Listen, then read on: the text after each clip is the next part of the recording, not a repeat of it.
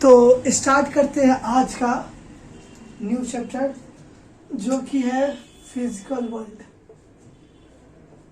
तो ये class 11th का पहला चैप्टर है फिजिक्स का, जिसमें कोई भी न्यूमेरिकल नहीं है, बस थ्योरी थोड़ा सा है जो कि बहुत आसान है। तो इसमें सबसे पहले जो हम बात करेंगे वो है फिजिक्स का स्कोप के बारे में कि फिजिक्स में कितने तरह के कितने तरह से फिजिक्स को डिवाइड किया गया, इसका स्कोप क्या है स्टडी करने के लिए। वही तो फिजिक्स का वही सबसे पहले स्कोप देखेंगे।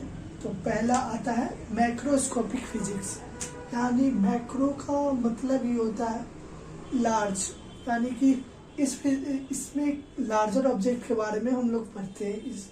तो इसमें जो इम्पोर्टेंट पॉइंट है कि मैक्रोस्कोपिक में किसी भी ऑब्जेक्ट का साइज ग्रेटर देन होना चाहिए 10⁻⁻⁶ मीटर से, और दूसरा कि ऑब्जेक्ट का साइज जिसका बड़ा हो उसको मैक्रोस्कोपिक फिजिक्स में रखा जाता है। जैसे कि क्लासिकल फिजिक्स, इसमें लार्जर ऑब्जेक्ट का जो भी रूल्स है वो पढ़ते हैं, जैसे कि क्लासिकल फिजिक्स। और बात करें हम वहीं दूसरे स्कोप का, तो दूसरा स्कोप जो है वो माइक्रोस्कोपिक फिजिक्स है। यहाँ पे माइक्रो का मतलब ही होता है स्मॉल, तो इसमें जो स्मॉल साइज के पार्टिकल्स होते हैं उनके बारे में हम लोग पढ़ते हैं।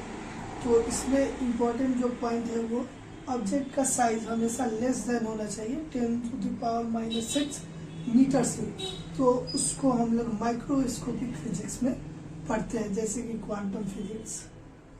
वही तीसरा बात करें तो मीजोस्कोपिक फिजिक्स। मीजोस्कोपिक फिजिक्स जो है वो मैक्रो और माइक्रो के बीच में है।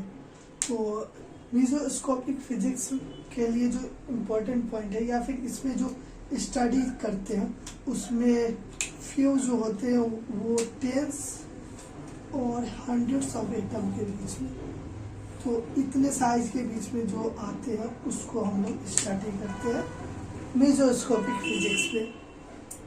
तो ये फिजिक्स का जो स्कोप है वो 3 तरह का। पहला जो है वो मैक्रोस्कोपिक है। मैक्रो का मतलब ही होता है बड़ा, यानी कि उसमें ऑब्जेक्ट का साइज होना चाहिए ग्रेटर देन 10⁻⁻⁶ मीटर।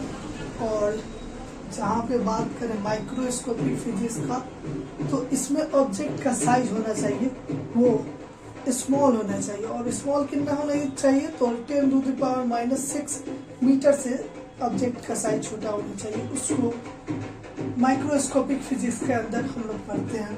वहीं मीजोस्कोपिक फिजिक्स के बारे में बात करें तो माइक्रो और मैक्रो के बीच में आता है। तो इस फिजिक्स का जो स्टडी होता है वो फ्यू टेंस और हंड्रेड्स ऑफ एटम के बीच में पढ़ा जाता है।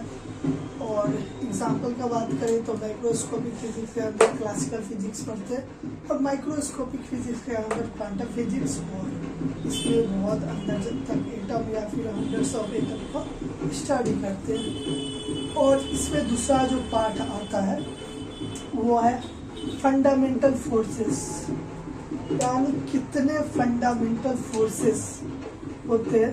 तो सबसे पहले फंडामेंटल फोर्सेस के बारे में बात करते हैं। तो फंडामेंटल फोर्सेस जो कि यहाँ पे पढ़ना है, तो फंडामेंटल फोर्सेस 4 ही होते हैं। पहला है स्ट्रॉन्ग न्यूक्लियर फोर्सेस, दूसरा है वीक न्यूक्लियर फोर्सेस, और तीसरा है इलेक्ट्रोमैग्नेटिक फोर्सेस, और चौथा है ग्रेविटेशनल फोर्स। तो 4 फंडामेंटल फोर्सेस होते हैं। सबसे पहले बात करते हैं वीक न्यूक्लियर फोर्स के बारे में। तो वीक न्यूक्लियर फोर्स, और तो इसमें देखते हैं सबसे वीकेस्ट फंडामेंटल फोर्स कौन सा होता है। तो ये याद रखने का बात है, वीकेस्ट होता है ग्रेविटेशनल फोर्स।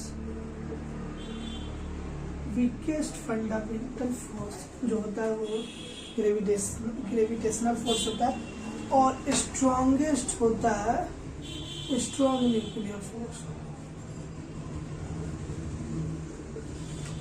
तो 4 तरह के फंडामेंटल फोर्सेस होते हैं। पहला स्ट्रॉन्ग न्यूक्लियर फोर्स, दूसरा वीक न्यूक्लियर फोर्स, तीसरा इलेक्ट्रोमैग्नेटिक फोर्स, और चौथा ग्रेविटेशनल फोर्स। और इसमें बात करें तो सबसे स्ट्रॉन्गेस्ट फोर्स होता है वो स्ट्रॉन्ग न्यूक्लियर, और सबसे वीकेस्ट जो फोर्स होता है वो ग्रेविटेशनल फोर्स होता है। इसको ये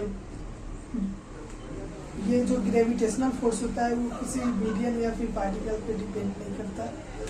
और भी इसमें बहुत सारा बात है। उससे पहले इसमें रिलेटिव स्ट्रेंथ देखें तो यहाँ पे रिलेटिव स्ट्रेंथ का मतलब ये है कि अगर हम स्ट्रॉन्ग न्यूक्लियर फोर्स को 1 मान लेते हैं तो उसके कंपैरिजन में वीक न्यूक्लियर फोर्स का जो रिलेटिव स्ट्रेंथ आएगा वो आएगा 10⁻⁻13। वैसे ही इलेक्ट्रोमैग्नेटिक फोर्स का रिलेटिव स्ट्रेंथ आएगा वो होगा 10⁻⁻2।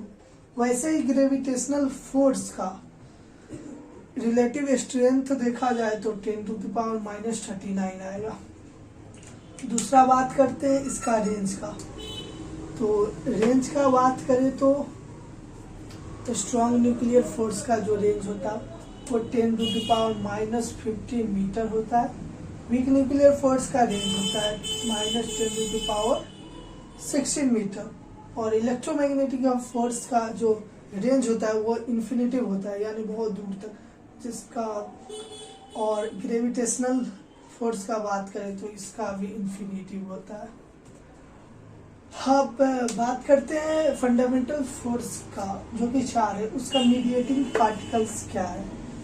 तो मीडिएटिंग पार्टिकल्स जो स्ट्रॉन्ग न्यूक्लियर फोर्स का है वो है पाई मेसोन। वैसे ही वीक न्यूक्लियर फोर्स का है बोसोन। इलेक्ट्रोमैग्नेटिक फोर्स का जो मीडिएटिंग पार्टिकल है वो फोटोन है। और ग्रेविटेशनल फोर्स का जो मीडिएटिंग पार्टिकल है वो ग्रेविटॉन है। तो ये फिजिक्स में जो कि 4 फंडामेंटल फोर्सेस है। पहला है स्ट्रॉन्ग न्यूक्लियर फोर्स, दूसरा है वीक न्यूक्लियर फोर्स, तीसरा है इलेक्ट्रोमैग्नेटिक फोर्स और चौथा है ग्रेविटेशनल फोर्स। इसमें सबसे वीकेस्ट फोर्स का बात करें तो ग्रेविटेशनल फोर्स है। सबसे स्ट्रॉन्गेस्ट का बात करें तो स्ट्रॉन्ग न्यूक्लियर फोर्स है।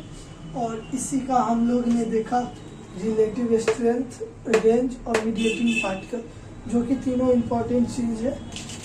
तो फंडामेंटल फोर्स इतना ही है। और इसका मतलब ये है कि कोई चीज़ डिस्ट्रॉय ना हो, यानी कि ख़त्म ना हो, अपना फॉर्म एक से दूसरे फॉर्म में चेंज करते हैं।